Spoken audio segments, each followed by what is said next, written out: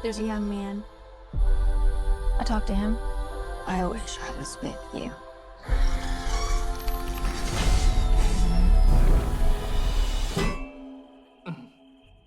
That's really weird, Lisa.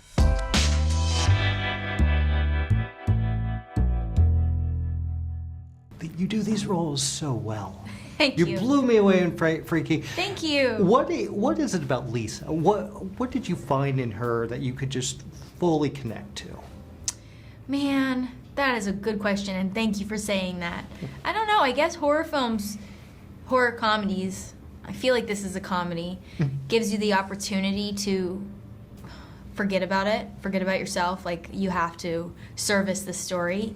And I felt like, okay, if I'm going to do this role, you're gonna have to go 180, and it's gonna happen fast. We had like 20 days to film it, so I spent a lot more time like on the weekend, like resting, so because the role really required a lot of fun energy, and like she has this like will to live so hard. So I don't know, I just wanted to shock people, I think, and I hope people like the movie. I think it was really fun. Oh, you kicked ass. Thank you. Dude, I mean, this is a hard role because you don't have a lot of lines. You don't have, but you have to make it work.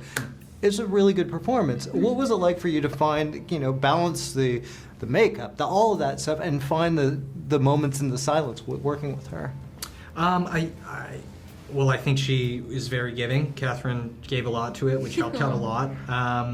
Zelda created a space that just allowed us to kind of riff and play and improvise. And we added the vocality, like the sort of grunting stuff, which kind of helped carry the weight for Kathryn too. But it was fun. I mean, I'm a huge fan of practical effects. I mean, I've been subscribed to Fangoria since I was a kid. I'm a huge monster movie buff, so honestly, I didn't mind sitting in the chair and going through it. I think the second the makeup went on, it was just kind of easy. I worked with a movement instructor for a while, which helped out a lot too. But it was fun. It was working with friends and getting to be a monster at the same time, and it was in New Orleans, which I love that city, so it was a blast. You had a group of people who really love movies like this. Like, it's why we fell in love with cinema. So everyone coming together in that way was really special.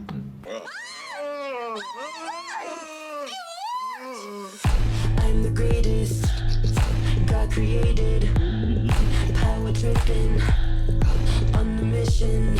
Taffy says it's a waste of time to try and fix a boy. It's better just accept a guy's flaws. Oh, that's so cute. Well, Lisa, I mean, I feel that the people really respond to Diablo. Yeah. They just, her writing. Absolutely.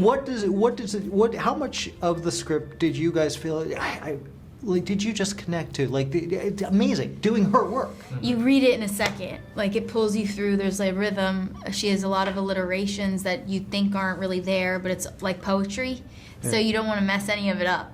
And it's very fun to say, I had to do this movie, I had to be a part of it. And then you just have to ask yourself, like, okay, what are you going to do? How are you going to do it? I don't know. Thank God Cole was there. Yeah. I couldn't have done it without him. Oh, and the chemistry was Without great. his ribbiting. Yeah. It's croaking. It's true, though. We came up with a lot. It was all a discovery every day. Wow. Now I'm going to get back to your monsters. You're a monster movie fan. You're Fangoria. That must be freaking cool because you're literally getting to be kind of Frankenstein. Yeah. Yeah. That's so. Do you watch the classics like Bride of Frankenstein? Of course. Wow. I think there's been so many kinds of Frankenstein movies and just forms of entertainment over the years that it's awesome to just be included into that legacy. I don't think, we've been getting a lot of questions about like how close to Frankenstein is this, and it's really not. We're taking our own creative liberties, but I think the idea that I could even be included into a list of the kind of universal monsters and whatever that looks like is I mean, if I were to tell my 10-year-old self that, he would have been overjoyed. So I think as long as I'm high-fiving that kid, I think we're good. I feel like Mary Shelley has to have made a huge impression on you. Definitely. How early on did that kind of connect with you, her writing into that story? Well, I want to say I was in grade school, probably like junior high, when I first discovered, the Frankenstein novel. And I was really captivated by the story of how it came to be, like the origin of it being almost like a contest, like who can write the best horror story. And Mary Shelley, being a woman in a group of men and winning, and I would say still winning to this day. Mm-hmm. And I just think that theme of being able to play God is so compelling and timeless, and it's the kind of thing that people can't stop being interested in. So that's why we're still seeing so many versions of the Frankenstein story today. You're him? I can't believe you're here.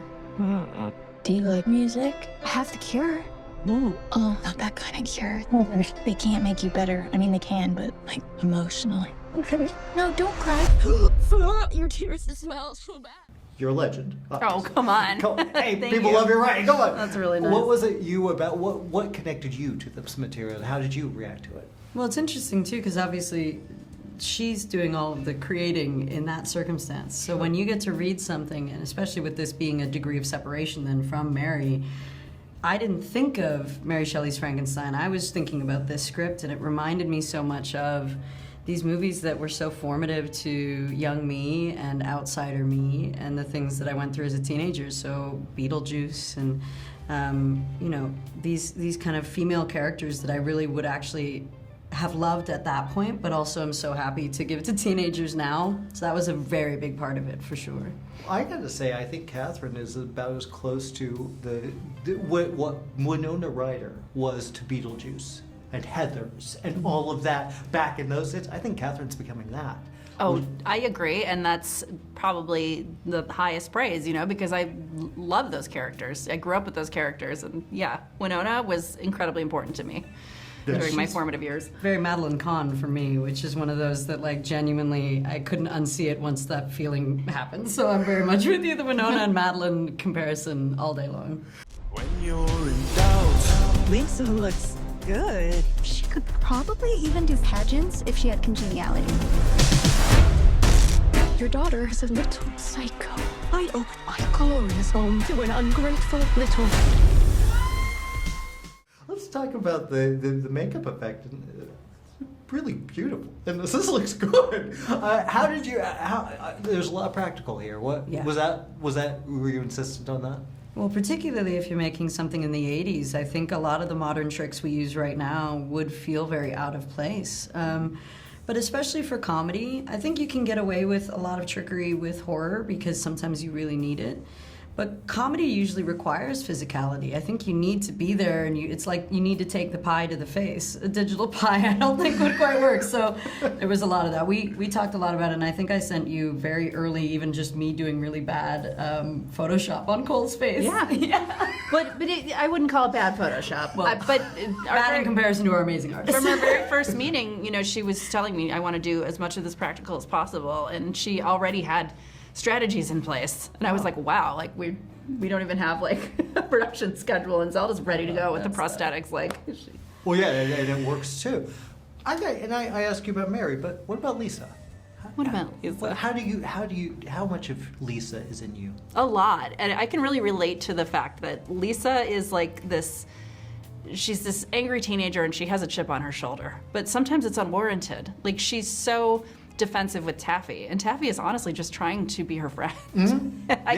I think I was a little bit like that when I was a teenager, where I was kind of up my own ass and kind of just assuming that everybody around me was the worst and that I knew everything. And so I can relate to Lisa's kind of misguided confidence, and I can also relate to her sensitivity and her sadness and her longing for romance. I mean, there's a lot of me in there.